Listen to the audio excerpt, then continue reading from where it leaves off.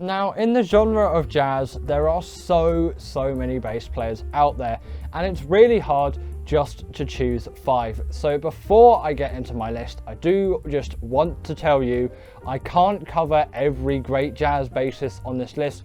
I'm just giving you 5 great ones for me, not necessarily the best 5 in the world, and they're not really in any particular order, just 5 jazz bass players that I really like. Some of them are sadly not with us, but some of them still are, and you can go and see them live today. So let's get into it. In at number 5 is the great Ron Carter. He's played on so many sessions, in fact over 2,500 sessions or something obscene like that, and he's the absolute king of jazz acoustic bass. Basically just been on any famous jazz recording you could possibly think of. I'll chuck some up there, the albums will flick through. You'll certainly know some of them, and I just really like his approach to the style and just how he got around everything, because he's just such a session musician, but also was so well known among everyone and just really is just a great bass player, and I'm greatly appreciating of all the foundation work that he's done, and obviously with other bass players at like Paul Chambers and things in similar eras of the time, perhaps not being quite as successful as Ron Carter, but the shorter career does certainly amounts to it, even though Paul Chambers, another great one on loads of John Coltrane albums. Ron Carter really just did so much for the jazz community and has been on so many great jazz albums that you really can't not put him on a greatest jazz bass players list. So I simply had to put him here.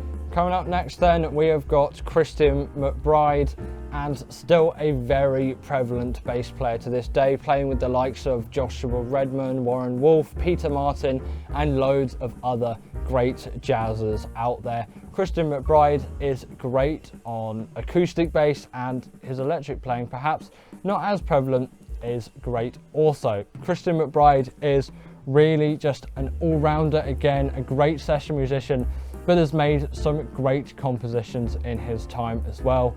I'm especially enjoying his Live at the Village Vanguard album at the moment, with people like Peter Martin and Warren Wolf. I think Carl Allen's on drums as well. There's some great tunes on that album, and one of the tunes, which is his, is called The Shade of the Cedar Tree.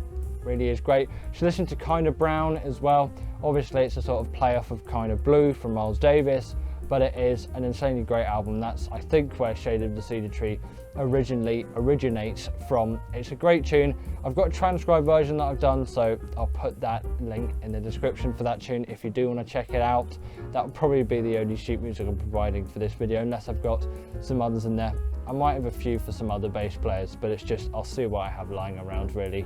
But Christian McBride has an absolutely fantastic sound, and considering how young he still is, though I know he's in his 50s, but relatively young in the general space of things, like Ron Carter's 87 at the moment, so he's far younger. He's made such an influence on the jazz community with other young musicians like him, and from that he's sort of pushed that jazz stuff into the next generation. A lot of, you know, his hit-off stuff was in the 90s, 2000s, 2010s, and up to this day, but from the 90s onwards he has really been innovating, although I think a lot of people look back to what he did in the 90s, but I perhaps think what he's doing now is even better. So do really check out Christian McBride, because he is a fantastic bass player. If you do want courses from him as well, check out Open Studio. There's some great stuff on there. I'll probably leave a link to that in the description as well, because there are so many great jazz courses on there.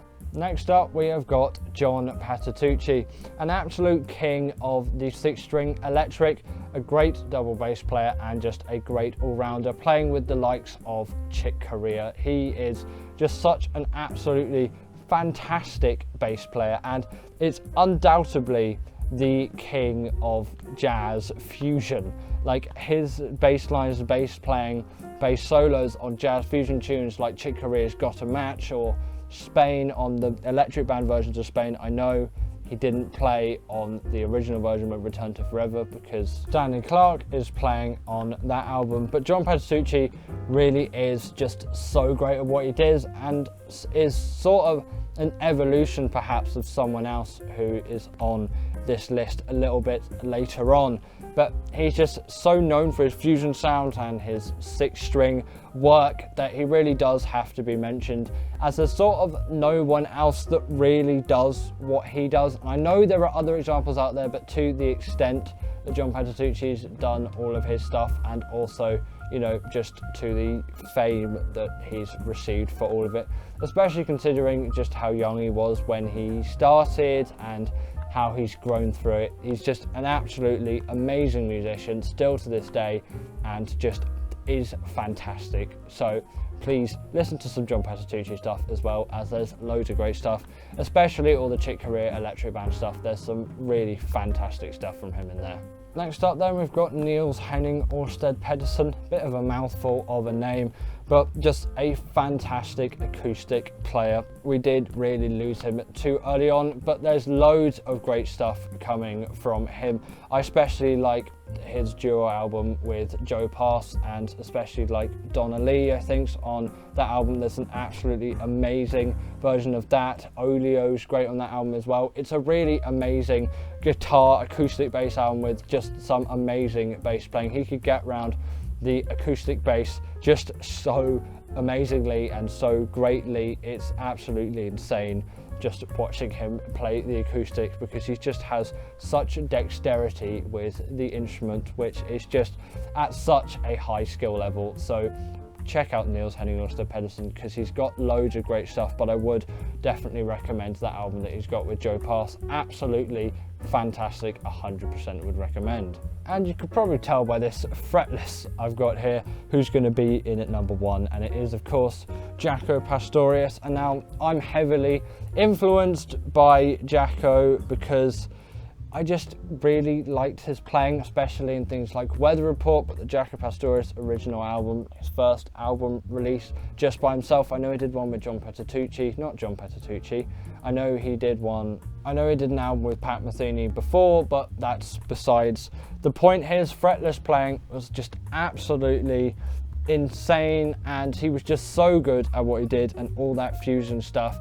And I'd say John Patitucci in some ways is partly inspired by Jaco, but definitely someone like Borelli Legrand, when you look at his bass playing, very much inspired by Jaco Pastorius playing. It's sort of weird how similar he sounds to Jaco Pastorius, but that jazz bass with the bridge pickup on, it's just such an iconic sound coming from him, and it's just such a great bass player, and just did so many things. And we definitely lost him way too early on, but you know, it's a real shame about the end of Jaco's life. But he played on some absolutely fantastic records like Weather Report, Heavy Weather, absolutely insane one, the original Jaco album as well. But there are loads of other great Jaco albums as well, so go check them out, and I'll probably link a few in the description as well. But I've been heavily inspired by him, hence my fretless playing.